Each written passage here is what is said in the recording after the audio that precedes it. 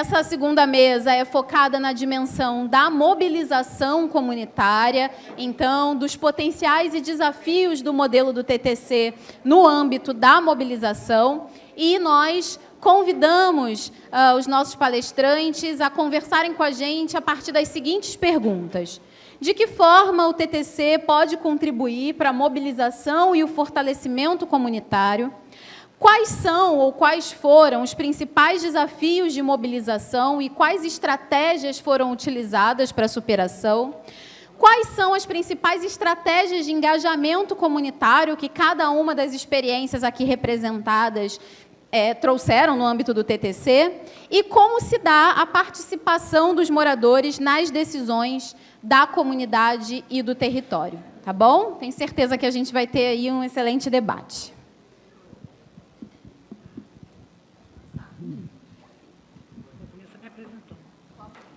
Boa tarde a todas, todos e todes. Eu sou Jurema, sou uma mulher negra, estou com uma calça jeans, um sapato preto, uma camisa amarela, escrita União, União, União. Isso é para me identificar para pessoas que possivelmente não possam estar nos vendo, então que elas consigam acompanhar também. Sou Jurema, como eu falei, sou coordenadora da União de Moradia Popular. Eu queria pedir sua ajuda, Felipe. Você tem como me ajudar? Eu tenho dificuldade em fazer e ir olhando. Eu vou ter que sentar de lado aqui.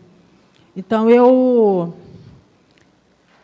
vou iniciar aqui, primeiro, agradecendo o convite e também parabenizando a equipe que compõe o TTC e dizer que é uma grande satisfação para a União de Moradia e para a Cooperativa Xangri-Lá estar presente nesse momento, para comemorar conosco, fazendo essa atividade.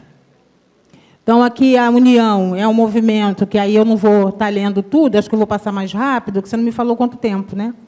15? Eu preciso de 45. Então, eu vou passar aqui essa parte, vou passar essa parte da apresentação da UMP. Mas, dizendo assim, essa parte final aqui, eu quero dizer o seguinte, né? A União de Moradia Popular, hoje nós estamos em 17 estados, né, da federação. A União ela é mais forte no estado de São Paulo, e outros estados vêm aí fazendo essa composição para que a gente consiga avançar nas políticas públicas pelo Brasil. Então, a União está em 17 estados. No Rio de Janeiro, ela tem quase 20 anos nas suas idas e vindas, né? Saímos de um encontro agora no Maranhão, onde foi uma plenária nacional, onde nós temos hoje mais 3 estados se aproximando, porque a gente tem um processo de paquera, namoro, casamento, noivado e casamento. Então, é um processo lento, mas que vale a pena a gente investir nisso. Então, acho que esse processo é um processo bem dolorido, ao mesmo tempo é muito bom, até para a gente poder se conhecer melhor. E somos autodefensores da propriedade coletiva e, principalmente, a autogestão. Pode passar, Felipe, por favor. Pode passar. Aqui é o primeiro projeto que eu tenho a honra de falar dele, porque eu faço parte desse projeto, eu moro nesta cooperativa chamada Xangri-Lá. É a primeira cooperativa de habitação popular do Estado do Rio de Janeiro. Hoje nós estamos num processo novo, porque a partir do momento que a gente descobre o TTC, de ter participado em alguns momentos, ter visto algumas informações, nós fomos buscar maiores informações em relação à propriedade coletiva, porque a gente tinha na nossa mente, né, que morar naquele espaço e ser uma cooperativa que a gente já estava garantido por lei. E a gente começou a perceber que não. A gente precisava exatamente, ao contrário, formalizar isso. A gente vem nesse processo, a gente deve ter um ano e pouco, né? Estamos na discussão agora do Estatuto, que não está sendo fácil, por isso a minha pergunta para os companheiros de Porto Rico, como é que fez essa integração da comunidade, né, do território com o TTC.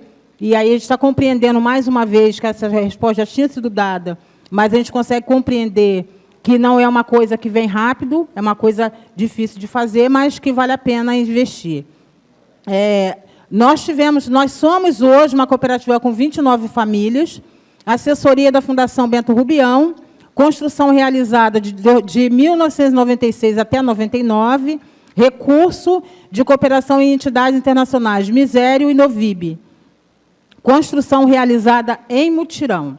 E aí o mutirão que a gente fala não é aquele mutirão que você vai lá e faz um angu à baiano, compra uma caixa de cerveja, bate a laje e terminou o mutirão. O nosso mutirão ele é programado, é bem no princípio do mutirão por autogestão do Uruguai. Então, você tem que ter horas registradas para a gente, no final, essas horas são incorporadas ao valor da casa, ao valor do gasto com material de construção. Pode passar, Felipe. Aqui, a gente inicia o processo Shangri-La como uma comunidade muito carente dentro da favela. Na década de 90, tinha uma contribuição da Light, que eu não sei se todo mundo que é da minha idade, eu tenho 15 anos, né? Não sei se todo mundo aqui é da minha idade, mas nessa época tinha uma pequena contribuição na conta de energia e que as pessoas faziam sem saber para onde ele iria. E ele foi criado um fundo no Rio de Janeiro, uma entidade chamada ISER, e esse fundo era para investir em geração de emprego e renda nas comunidades. Nessa ocasião, aqui moravam 16 famílias e 9 delas estavam desempregadas. Essas famílias algumas foram contratadas, inclusive eu. Aquela ali não sou eu, magrinha, né? Mas a gente investiu e trabalhou a questão da fábrica de laje e a fábrica de bloco para iniciar a construção das casas. Né? Tipo, você inicia um mutirão, mas não tinha recurso para nada. E aí, com o intermédio, com a parceria com a Igreja Católica, nas comunidades eclesial de base, a gente compreende que havia uma necessidade de construção de moradia popular naquele espaço, de melhoria habitacional, mas a gente também compreende que não tem dinheiro. E aí, a primeira doação que nós recebemos, antes daquele que eu falei ali das entidades, a gente pensou logo em fazer missa, né? Na missa da igreja, lá com o padre, pedir doação. E aí foi nos oferecido, para fazer o primeiro bingo ou a primeira rifa na comunidade, um casal de pato ave. E aí nós fizemos a rifa do casal de pato. Essa primeira rifa, a pessoa que ganhou devolveu o pato. Aí nós fizemos a segunda rifa. Arrecadamos mais dinheiro. Na segunda rifa, quem ganhou o pato já não quis mais doar. Comeu o pato, né? Mas vamos lá. Então, a gente montou aqui. Vocês vão perceber... É sério, gente. Vocês vão perceber que na apresentação vão aparecer várias mulheres, né? 80% da mão de obra desta cooperativa foi das mulheres. Mulheres essas, chefes de família, mãe solteira, idosas, que não tinha mais filho, que ninguém podia trabalhar por ela, e a gente contribuiu com a nossa mão de obra para que essas companheiras tivessem suas moradias. Pode passar, por favor. Aqui é a Shangri-La, os barracos... Posso ficar de pé aqui, né? Os barracos eram exatamente isso que vocês estão vendo aqui, ó. Esse aqui era melhor. Os outros era tipo dominó. Você tirava um, caiu o restante. Então, esse aqui era um dos melhores. Foi o último barraco a gente desmontar. Então, as casas começaram a ser construídas lá no final, com aquele tijolo que a gente apresentou antes, que é a última casa lá. E aqui já é quase o final da obra. Aqui já foi para um segundo momento, que era tijolo de barro, esse tijolo convencional. Pode passar. Aqui é o conjunto Shangri-La. E aí, pode passando, Felipe, por favor. Aqui já é uma outra cooperativa. São 20 unidades habitacionais. Aqui é a cooperativa chamada Ebert de Souza, que a gente deu esse nome bem na época da campanha da Ação e Cidadania, logo no início do Betinho mostrar o seu trabalho, né, a sua vontade que ele tinha de contribuir com as comunidades carentes. Então, é o primeiro projeto, segundo projeto em Jacarepaguá. Então, aqui são 20 unidades, assessoria também da Fundação Bento Rubião, porque, na ocasião, e por um outro tempo mais para frente, a gente não tinha nenhum tipo de assessoria no Rio de Janeiro, e continua hoje muito precário. A gente aproveita para deixar aqui, né, lançar aqui que a gente precisa de ajuda. Então, é uma cooperativa que foi de 99 a 2000. Então, toda ela de mutirão também, e mais um número exorbitante de mulheres. O modelo das casas é parecido, sendo que a primeira é madeira e essa aqui já foi ferro, porque é uma opção do morador. O morador escolhe o que ele quer colocar, e eles acharam que o ferro seria melhor. Só esqueceu que ele fica podre um ano depois, né? Mas tudo bem. Vamos lá. Aqui é o projeto Quando Inicia, e aí é tudo feito com o movimento, discutindo com as famílias o que ela quer, né? E aí é autogestão pura na veia.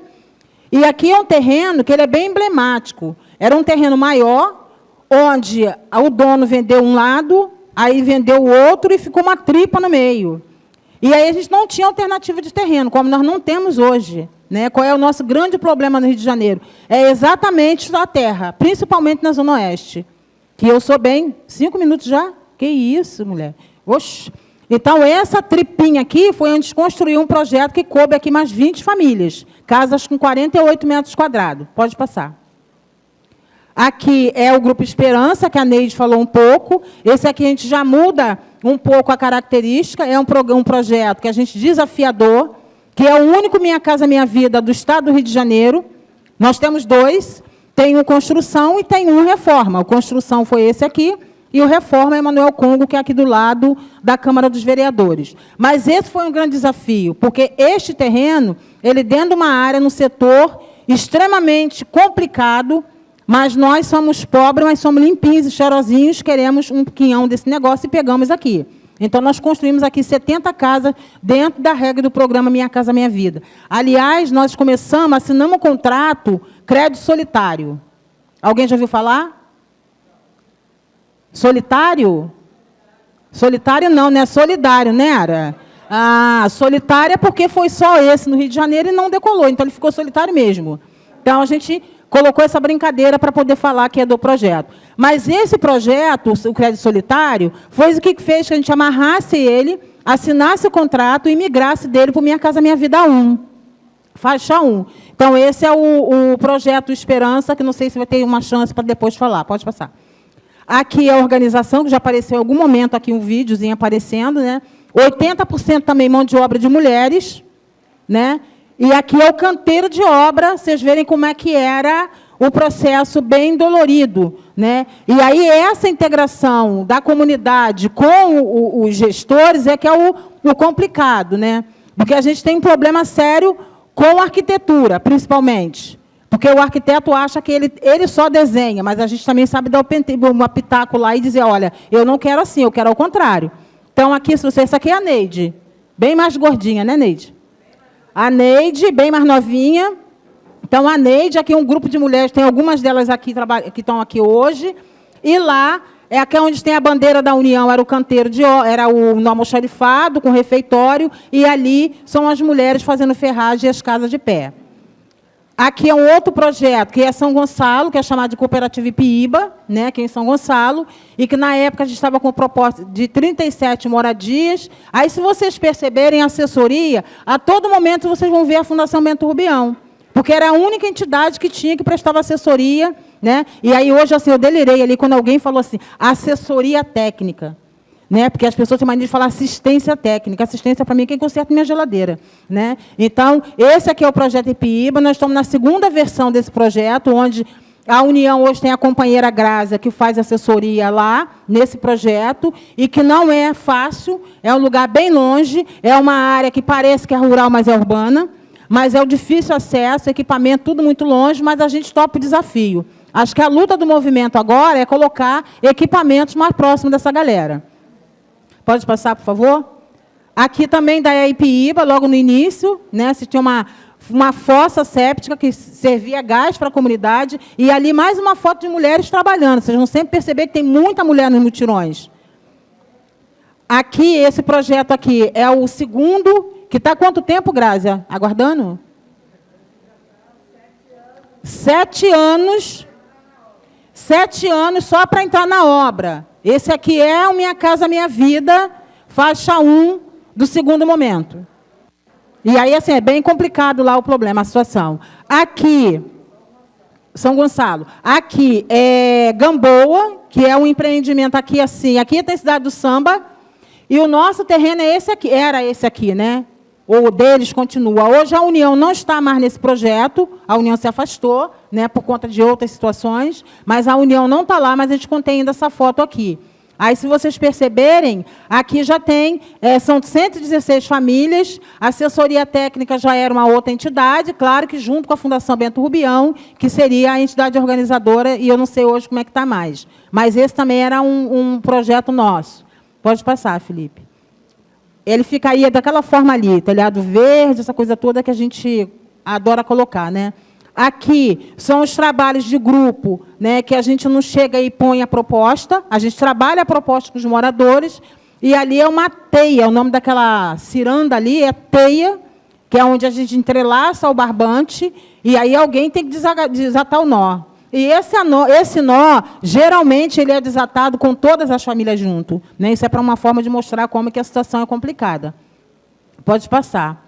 Aqui é outra ocupação, Vitor Gianotti, que é um prédio do INSS, que é aqui no Morro do Pinto, é um prédio do INSS, somos 3 entidades, 3 movimentos juntos, já viu o cacete que é, mas é um cacete para avançar, né? Mas aqui tem, essa bandeira aqui é do MST, que está lá, mas tem da União, tem do MLB e tem da CMP. Então, são 24 famílias que moram nesse prédio, que ocupam, e agora a gente teve a notícia que esse terreno, esse prédio, que era do INSS, que passou para a Fiocruz, que passou para a SPU, e a SPU está retomando isso para a entidade organizadora, que é a União de Moradia.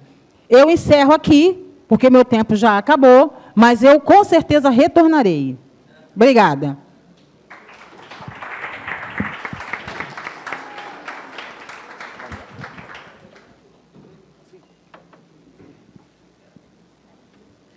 Saludos, buenas tardes. Bárbara nuevamente, de Caño Martín Peña, en San Juan de Puerto Rico. Boa tarde. Vamos falar sobre o papel comunitário, a importância da comunidade no TTC, que originalmente, quando foi criado nas comunidades, foi um projeto de governo no Caño Martín Peña, e chegaram a comunidades já com comunidades organizadas, e houve um processo de adaptação nesse caso, porque o projeto original de deslocamento teve que ser ressignificado, aí foi criado esse mecanismo da TTC com lutas comunitárias, que realmente a comunidade se organizou com assembleias em todas as comunidades da área. Após esse processo, foi criado o TTC,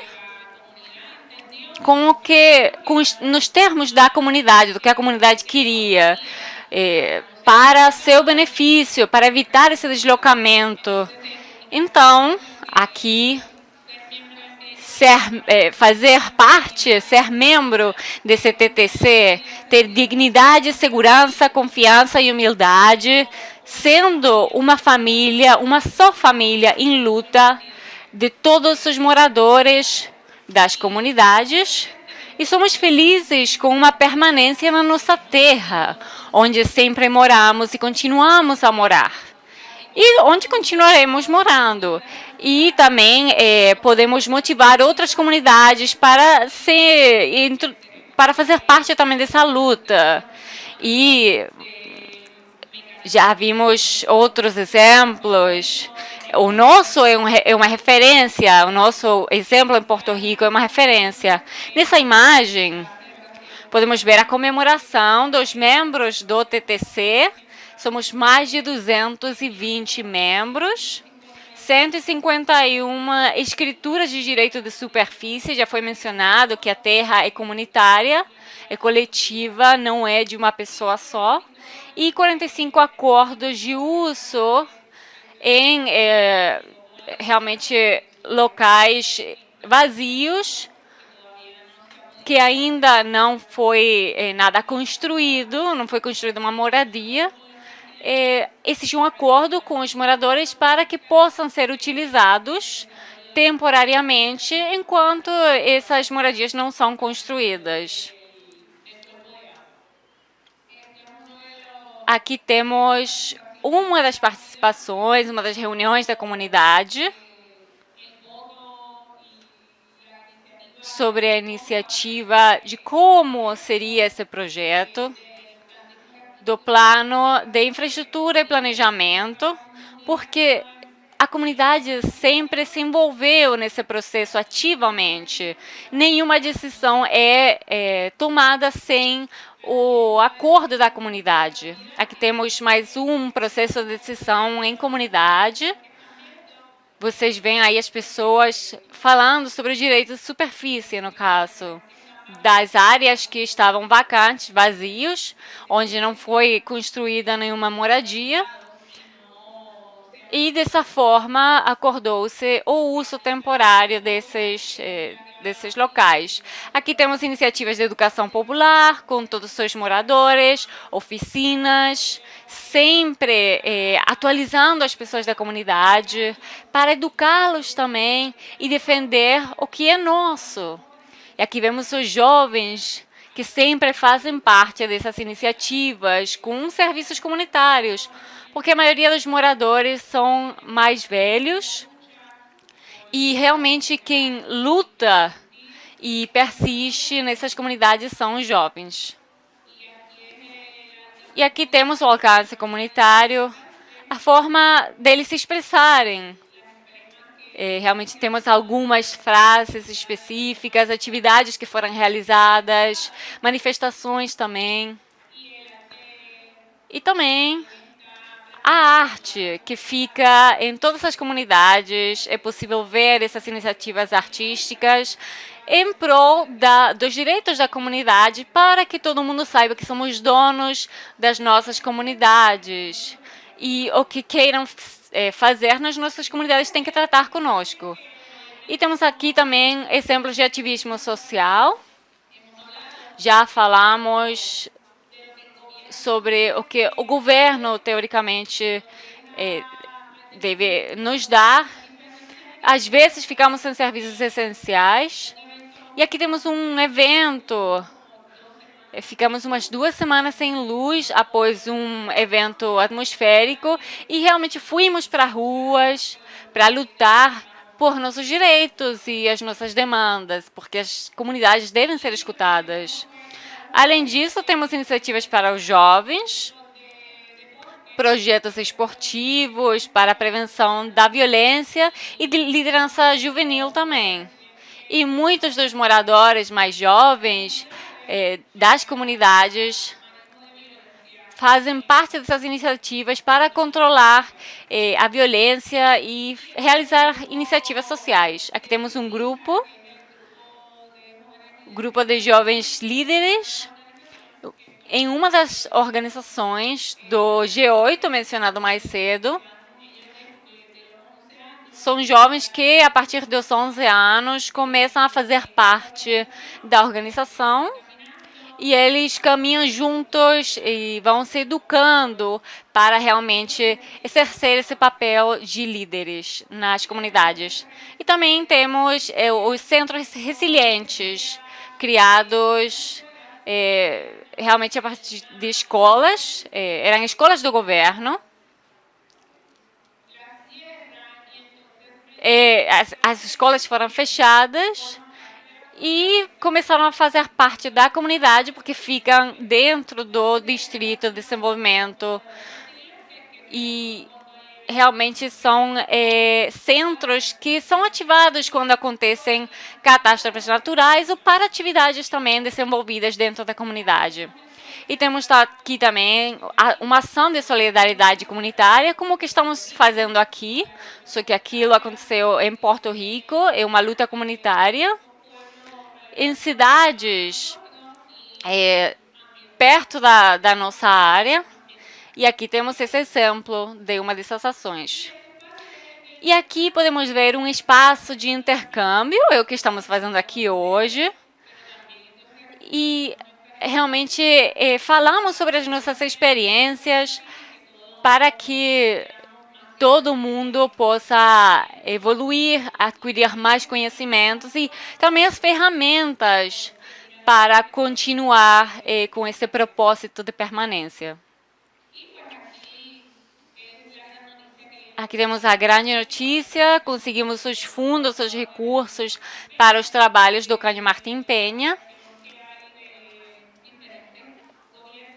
Porque às vezes com a mudança de governos é mais complicado, mas com essa iniciativa realmente vamos poder trabalhar.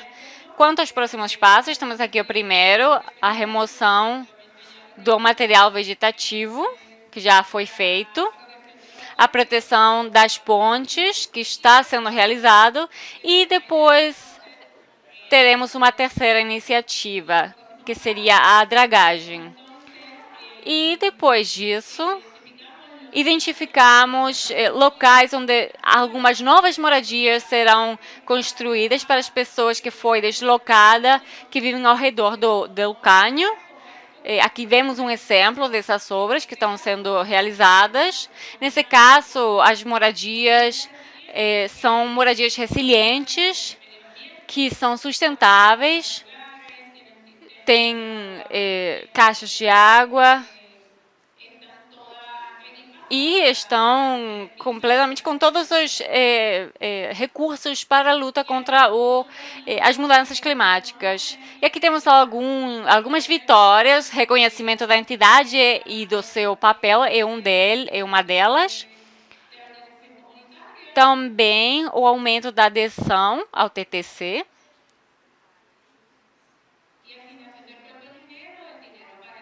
E os fundos que foram arrecadados para a obra que eu mencionei. E aqui temos um reconhecimento do TTC que fala: meu lar está seguro com o TTC. E fico por aqui. Muito obrigada.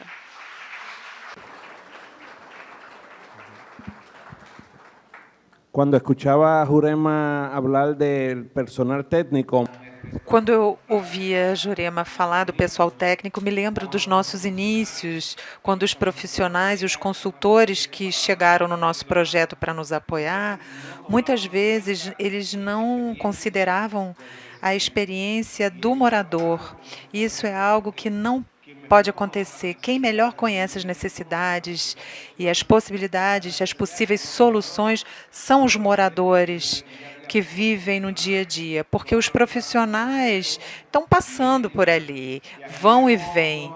E aqui vemos duas lideranças comunitárias que, ainda que não integrem o comitê de desenho, nesse momento, sim, têm um papel fundamental de garantir que a construção de novas moradias corra bem e corra conforme o planejado. Bom, como é que o fideicommício contribuiu? Acho que quanto mais ele se desenvolver, mais conseguiremos atender às necessidades dos moradores. Um dos desafios, processos de educação contínua. À medida que vão se somando pessoas, vão chegando pessoas novas, é preciso capacitar essas pessoas. Então, é preciso dar bem-vinda, entrar mais gente, mas é preciso educar essas pessoas. Assembleias comunitárias, reuniões a cada 2 ruas, apresentações dos processos. Muitas vezes é impossível levar o PowerPoint para a comunidade, mas a gente pode levar cartazes e entrar nesse processo de discussão para que as pessoas desenvolvam esse sentido de pertencimento. À medida que as pessoas participam, integram os processos de decisão, elas desenvolvem esse sentido de pertencimento. Muito obrigada.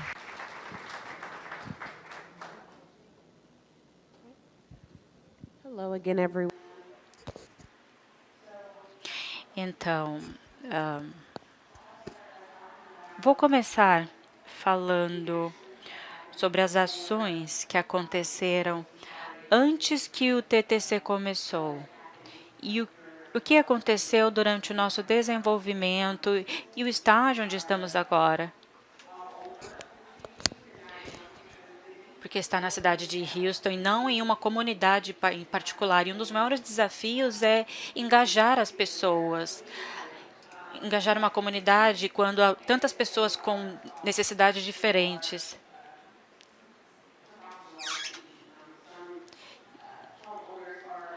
Alguns proprietários moram 1 hora de distância do outro.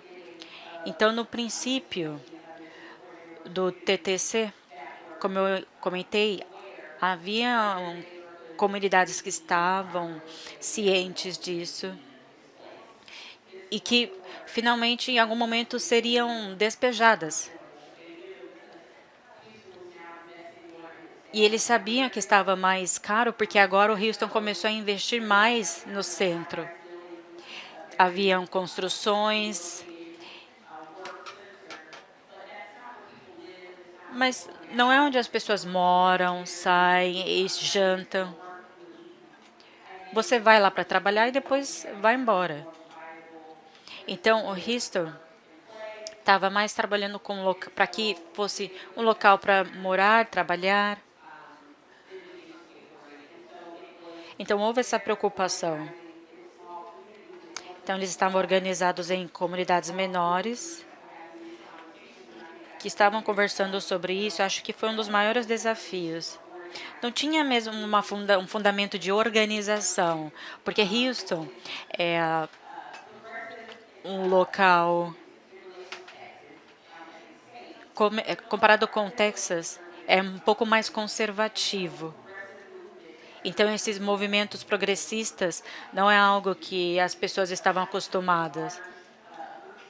E como unir grandes grupos para mobilizar em direção a um objetivo não é algo que as pessoas estavam cientes ou até mesmo sabiam como fazer.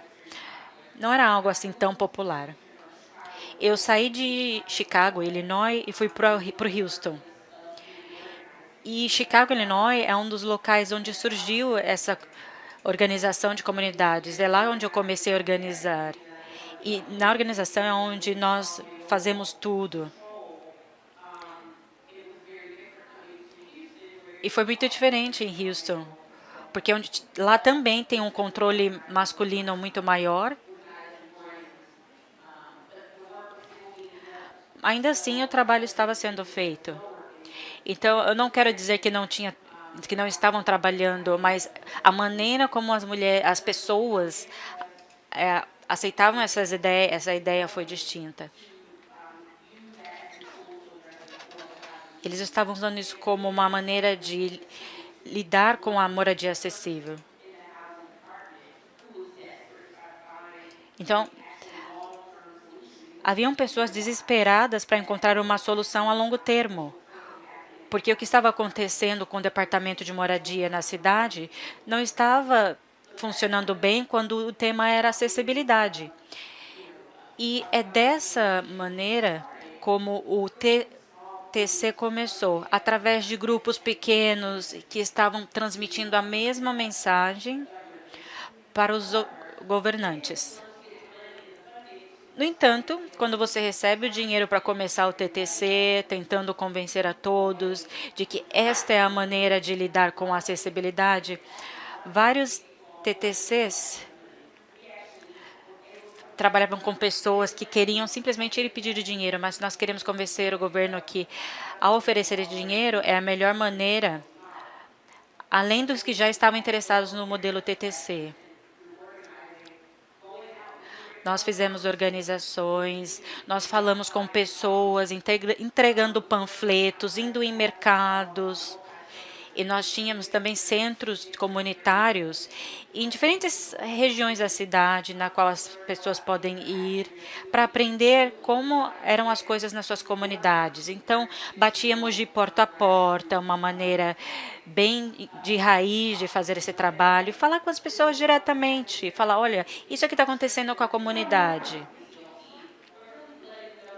Mas informar para eles que esse modelo estava disponível na comunidade, eles deveriam aprender mais sobre isso, porque é o que estava acontecendo e eles podiam ver que o que estava sendo desenvolvido ao redor da cidade não era para eles, mas eles sabiam que se fosse algo novo na comunidade deles, não era para eles.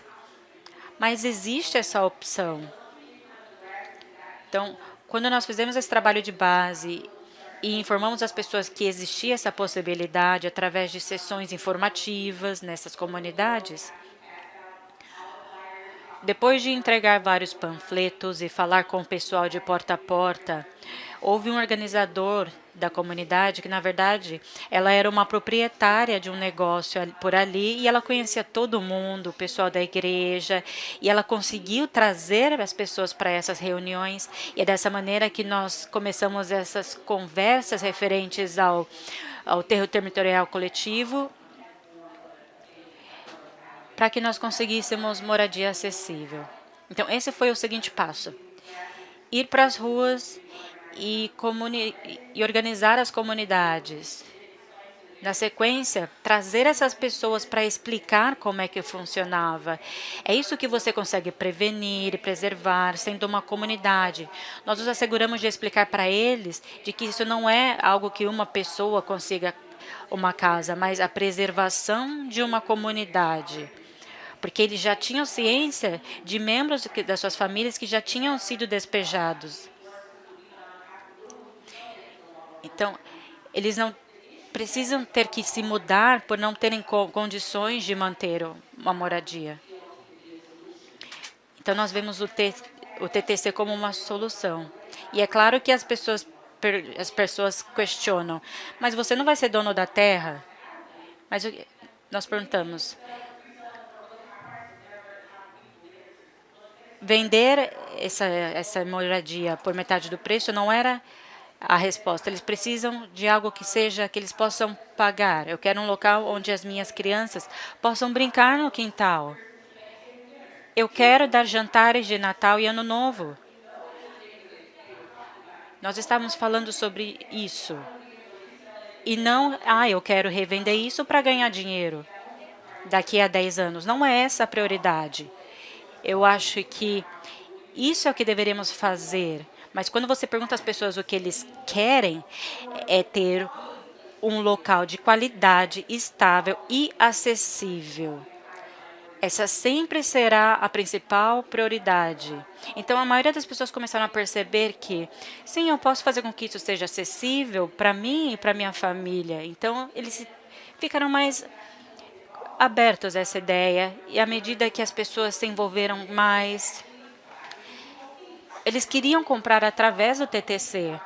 Então, à medida que viram algumas pessoas comprando, aí seus membros familiares começaram a se reunir, os parentes foram trazidos.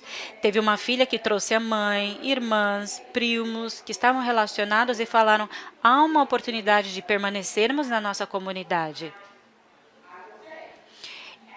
Eu digo que nós organizamos, nós temos um papel fundamental. Depois que o chefe do departamento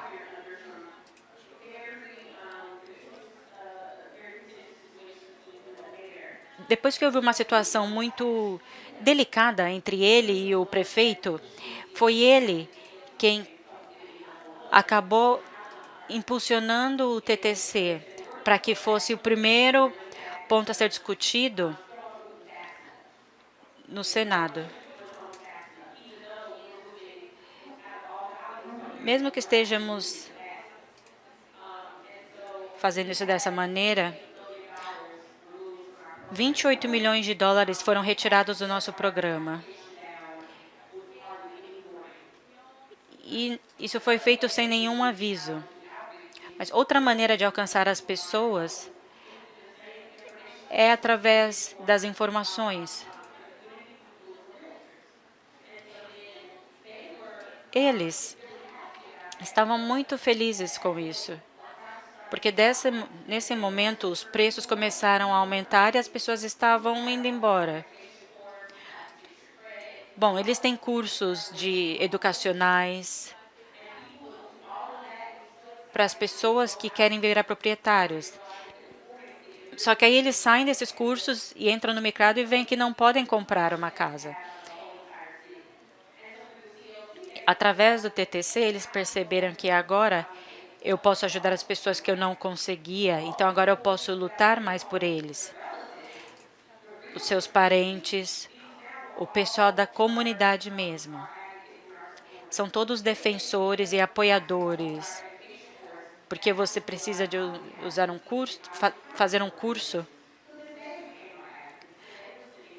Mas eles acabaram se tornando os nossos defensores, porque eles enviaram os compradores de casa para os nossos programas. Então, nós temos esse coletivo de pessoas que estão trabalhando com acessibilidade, porque quando a cidade nos dá esses fundos, nós temos muito engajamento dos moradores, porque nós já tínhamos tantas pessoas engajadas com o TTC que eles estavam prontos para estar ao nosso lado. Ainda assim, reduziram o nosso dinheiro, mas há outras pessoas que estão empenhadas no TTC e veem bem quão frágil a questão do financiamento pode ser. Mas eles estão dispostos a lutar por moradia e conversar como podemos usar o TTC para outros modelos. Depois, como isso também foi utilizado. Então, foi como começar do princípio, do meio e depois, que é a administração.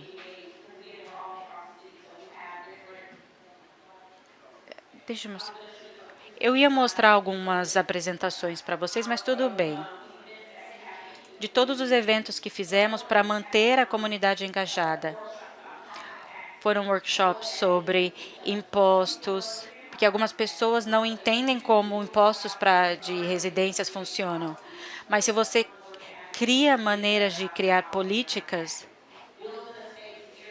é muito mais fácil. Quando nós falamos sobre títulos e famílias, muitas pessoas não sabem como manter as suas terras referente por causa do título. Então, nós explicamos por que vocês deveriam ter tudo bem organizado. E eventos sociais, para trazer as pessoas e mostrar para eles como isso cresceu, desde uma família para atualmente 200. Nós temos reuniões no verão, e é assim que nós podemos trazer as pessoas juntas. Pessoas que às vezes moram muito longe, mais de 1 hora.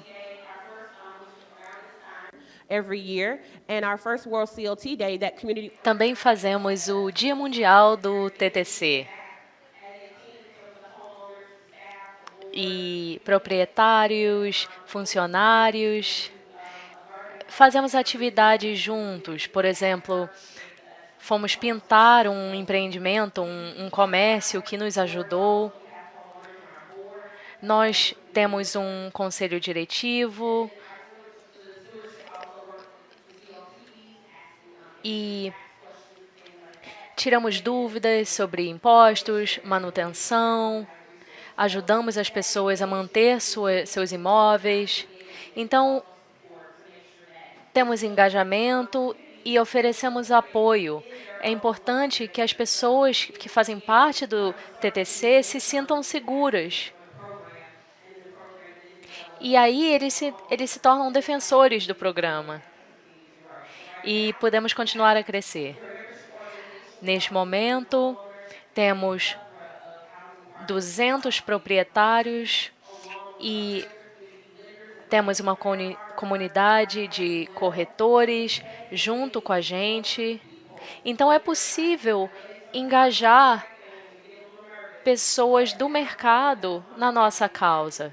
Eu sei que dá um pouco de medo, mas esses corretores hoje em dia são grandes apoiadores. Então, você tem que achar pessoas para ajudar você. Então, busque expandir a sua comunidade TTC, incluindo pessoas de diferentes indústrias, porque isso te ajuda na luta. Isso nos ajudou. Agora nós temos o apoio de mais pessoas, então poderemos ir juntos à prefeitura tentar garantir mais financiamento. Obrigada.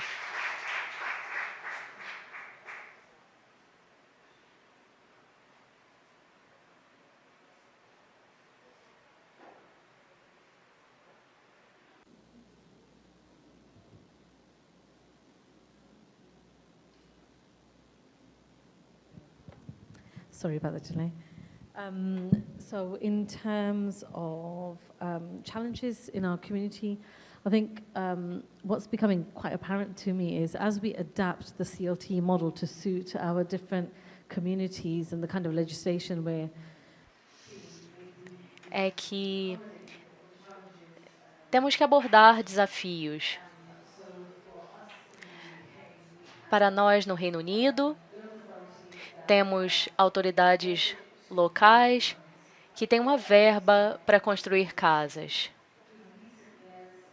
Porém, na última década, ou nos últimos 15 anos, houve uma mudança em relação aos imóveis, à construção de casas.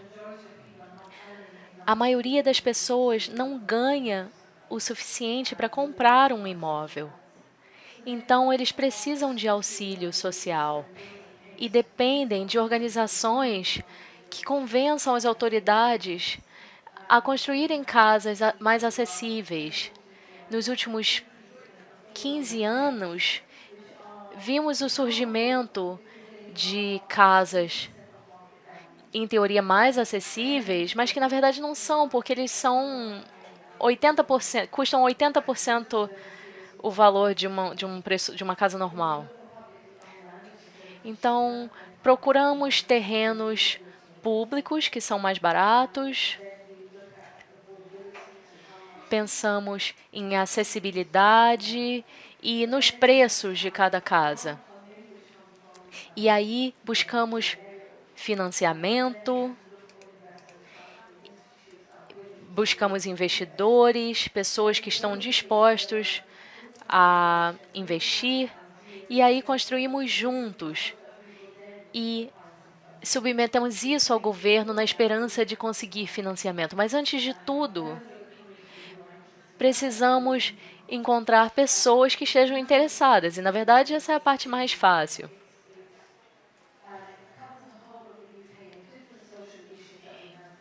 Bom, temos várias questões sociais em diferentes bairros. Bom, temos cidadãos londrinos, temos diferentes bairros, temos organizações que são membros, como igrejas, e a ideia é que cada instituição traga seus membros. Então, temos 4.000 funcionários pagos.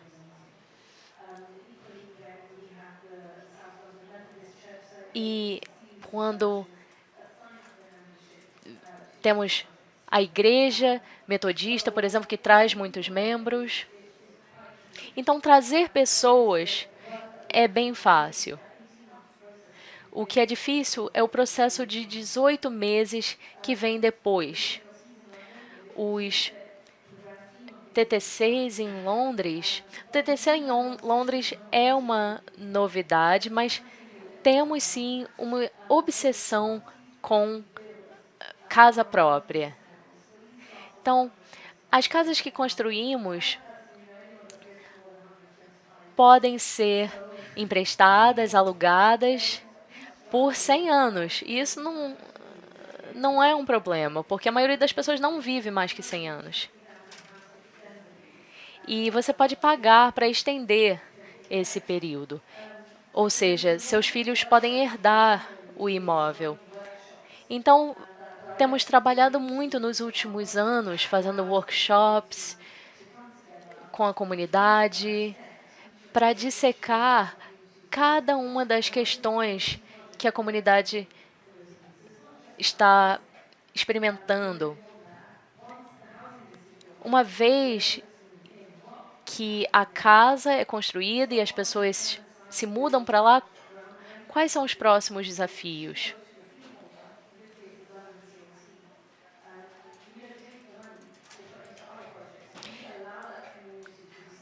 Nós deixamos a comunidade decidir como usar o financiamento.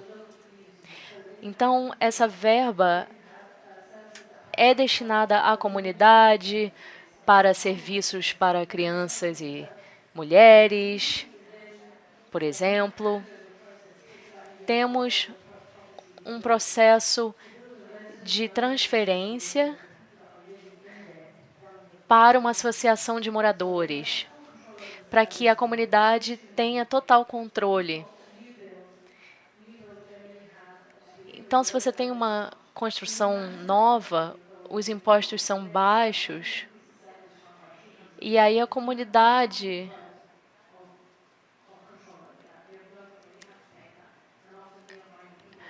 bom, no mercado, normalmente essas taxas são aumentadas aleatoriamente. Mas no CLT nós temos controle. A comunidade escolhe quem vai cuidar da limpeza. A comunidade tem total controle sobre tudo.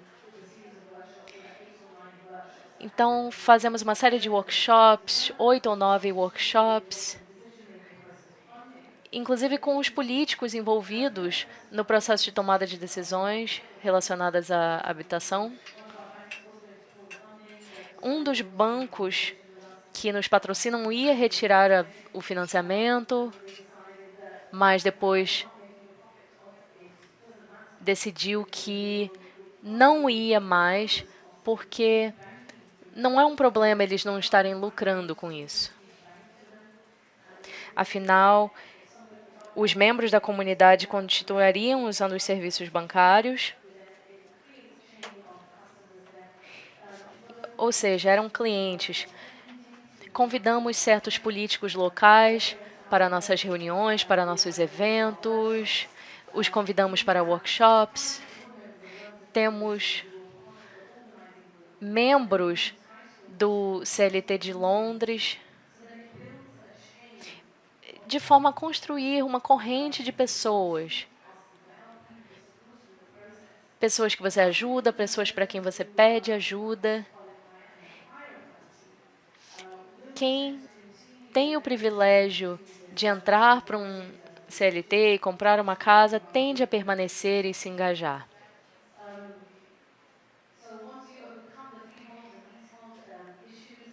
Então, uma vez que você supera certos desafios,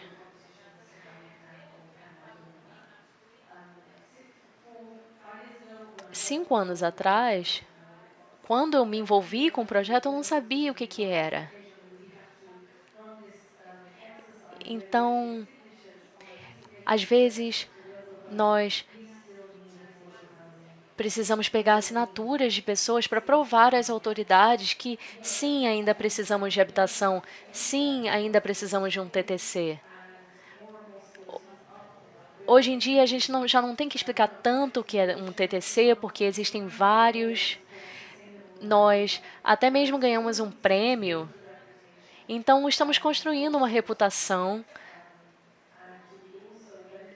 e também nos beneficiamos de fazer parte de uma rede nacional. E, em última instância, globalmente temos uma crise da habitação. Pessoas sem garantia de moradia adequada, sem garantia de emprego, que podem ser demitidas a qualquer momento. As pessoas estão sendo pressionadas em vários aspectos de suas vidas. Então, quando elas veem a oportunidade de assinar uma petição, de ajudar de alguma forma, eles se dão conta do quanto isso é importante, porque o sistema está corrompido, o sistema não funciona. Temos projetos nas periferias de Londres em que instituições se comunicam e fazem eventos. E assim como estamos fazendo agora, aprendendo uns com os outros. E aí o que aprendemos, nós levamos para as nossas famílias, para as nossas comunidades, para as nossas instituições. Então é isso que está acontecendo no momento. É uma questão de boca a boca, sim, porque a verba é pouca, então dependemos muito de voluntários, de ajuda de organizações. Então, eu peço a ajuda dos meus amigos.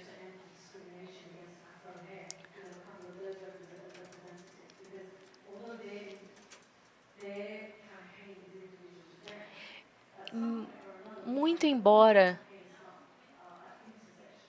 as campanhas sejam diferentes, em muitos sentidos elas convergem. As pessoas sofrem diversos tipos de discriminação. Então, todos nós temos dificuldades especiais, mas podemos nos unir em torno delas e achar pontos de convergência. Obrigada.